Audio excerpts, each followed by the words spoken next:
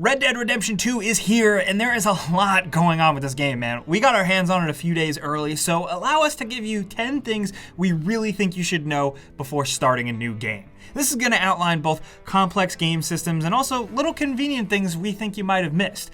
Also, keep in mind, we specifically try to record footage from early areas for you guys to keep this all spoiler-free. But with that, let's get started off with number 10 and talk about horses. It may come as a surprise, but horses are back and better than ever.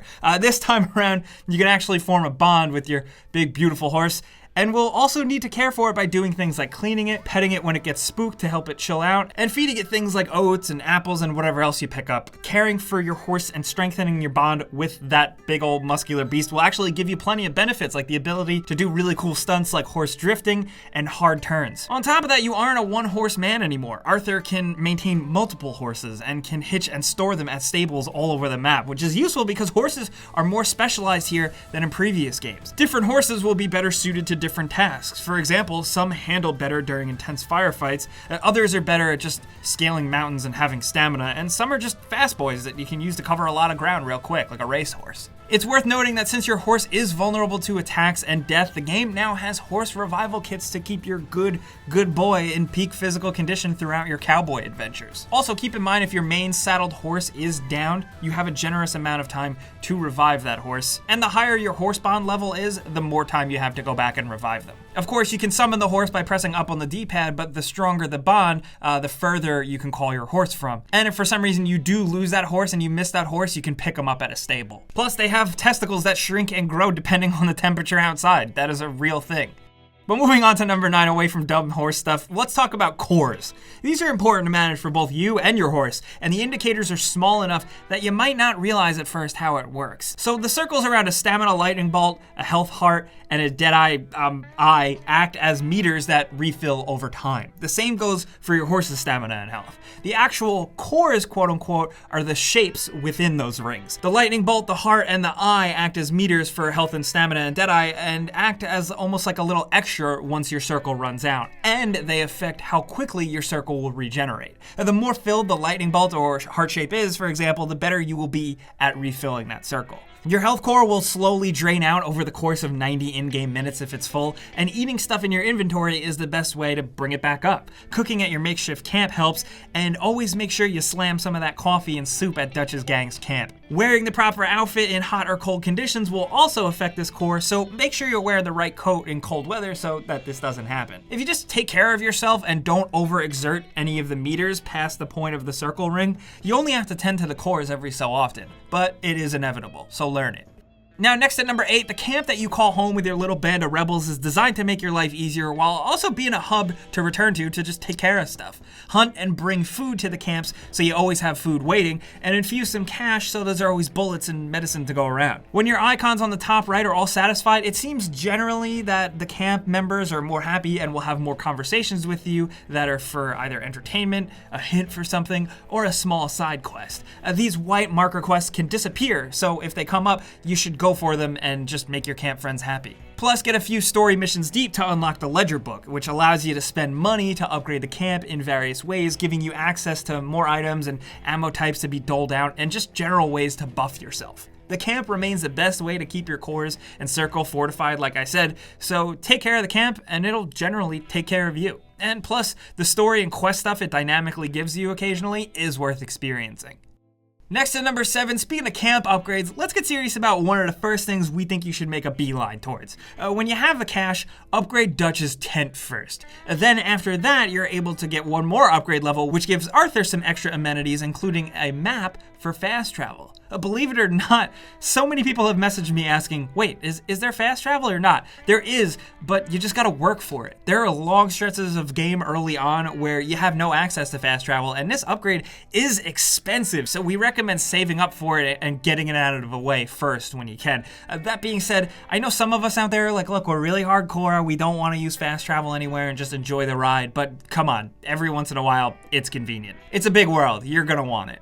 Now at number 6, this next point has a few little tips that might help you save some time in game. Nothing really big and game-changing, but just some cool little tidbits. First off, we all know it's annoying that you have to maybe hit start twice to access the map, especially in a big open world game, but you may not have realized that if you just hold down the start button, it'll actually take you right to the map as a shortcut. You're welcome. If you prefer to read temperature as Celsius, you can go to general options and change it to that. When you're in first person mode, you can hit up on the D-pad to toggle ADS or aim down sights, which is something I'll probably never do, but I'm sure some people definitely would want to know. And finally, if you're deep into a menu and you don't feel like spamming the B or circle button to get out, you can just hold it and it'll take you right back to the game. Like I said, small housekeeping point, nothing here is really a game changer, but it's definitely little things that can improve quality of life and save you some time.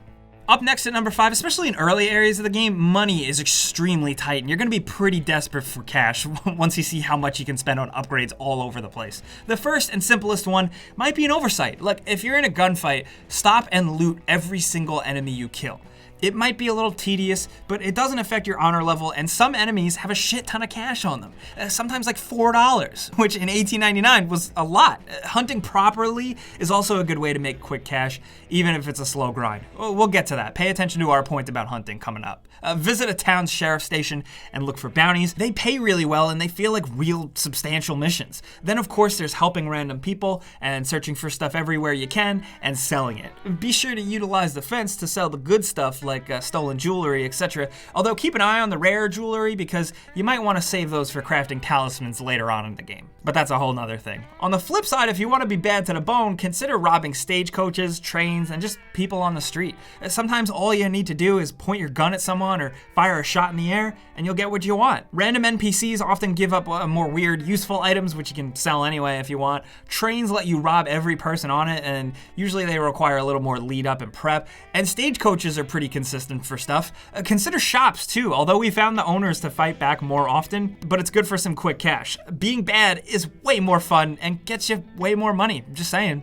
But over at number 4, being bad is profitable, but you're not gonna get away with every crime you commit with no witnesses. And when you don't, there will be a bounty placed on your head, which can make exploring the world and such kind of a pain in the ass. Especially because you'll notice on the map that certain regions will become red, and those are essentially on lockdown. Getting rid of a bounty isn't as much of a pain in the ass as you may think, however. All you have to do is go to a post office and pay off the necessary bounty, and you'll be right back on your way of shooting dudes and riding horses and whatever else you want to do in this game. The post office has a list of bounties based on where you are wanted, and every post office has all of them. So like the post office in Valentine will have your bounty from Blackwater, etc., etc. So it's fairly convenient and easy to do so long as you have the cash. Also, I've seen a lot of people forget who've been live streaming and stuff. You have that bandana. Cover your face. It'll definitely help. At number 3, hunting is huge in Red Dead, and you're gonna want to be smart about it. Getting the most out of a kill requires you to plan out your approach. Zooming in on an animal with your binoculars will give you the animal's rating, and if you wanted to get the best pelt from, let's say, a 3-star animal, you need to use the right ammo and ideally go for that clean kill. So for example, if you're going after a rabbit, you don't want to use your revolver because it'll destroy the pelt, and you don't have to use a bow either. A 22 caliber varmint rifle will take it out nice and clean without ruining the pelt or meat. As long as you research the animals, pressing one of the trigger buttons when you're aiming at them, it'll build up your compendium, and you can access an entry for each animal, and it'll tell you what weapon works best. There are other things in hunting you need to take account of as well, such as how fast you're moving, whether or not you're going to use a lure to get the animal out in the open, making a noise at it to get it to lift its head for a split second for a headshot, and even your body odor comes into play as well. And you can even see your gross BO trail when you activate the eagle eye thing. Thankfully, there is also an item to mask your scent. The whole hunting thing here is actually really cool and requires way more thinking than you'd think. Coming down to number 2, we know Rockstar tends to include a cheat menu in a lot of games, but it seems to have flown under a lot of people's radar with Red Dead Redemption 2, and we're happy to say that they're here and they're exactly what you'd expect. You have options to reveal the entire map, enable infinite ammo, spawn various transports, grant infinite stamina, and a bunch of other cool stuff that are just good to make interesting situations happen. The cheats aren't enabled from the get-go though, of course. You'll need to unlock them by purchasing various newspapers throughout the game world. It kind of reminds me of buying an old video game magazine that had all the cheats in the back. This isn't the case for every cheat though. Some you don't need a newspaper, you just pop it in and you're good to go. And you open up the cheat menu by pressing Y or triangle in the settings screen. Once it's in there though, it's just enabled to toggle on and off of the cheat menu always, it seems. It's worth noting that when you enable any cheats, saving, achievements, and trophies are disabled from that point on, so plan accordingly. And if you want to go back, load an old save. And try not to ignore the little random encounters you'll have out in the world, because they can sometimes totally work out in your favor in ways you wouldn't expect.